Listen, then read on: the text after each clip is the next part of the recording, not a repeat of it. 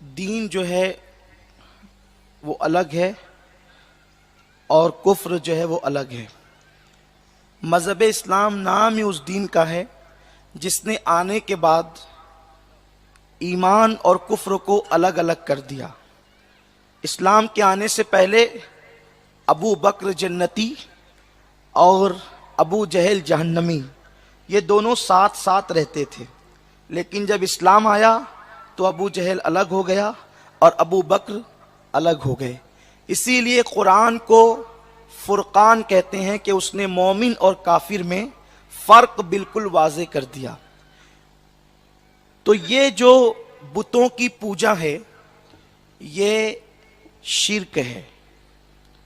बल्कि शारे बुखारी हज़रत अल्लामा मुफ्ती शरीफुल अक़साब अमजदी रहमतुल्लाह अलैह मुबारकपुर अशरफिया के साबिक सदर मुफ्ती उस्ताजुल असातिज़ा उस्ताजुल उलमा, आप फरमाते हैं कि अगर किसी गाने में कुफरिया कलमा हो, उसको खुश रह करके सुना तो भी काफिर होगा। भजन को अगर कोई राजी रह करके सुने तो भी वो काफिर होगा।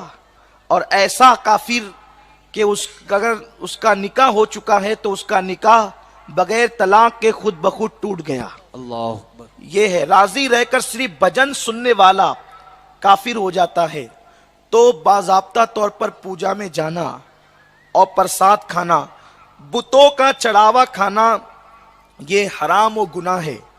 और अगर उसको हलाल समझ के खाया तो ये कुफ्र है। बीवी भी निकाह से निकल गई, ईमान भी गया। अगर हराम उसको जो है वो नाजायज समझ करके खाया तब तो गुनहगार हुआ ही हुआ। लेकिन अगर माज़अल्लाह उसको हलाल समझ के खाया तब तो काफिर होगा। इसलिए प्रसाद खाना नाजायज, वो गुनाह है, हराम है। इसलिए कि चढ़ावा नहीं खाया जा सकता बुतों का।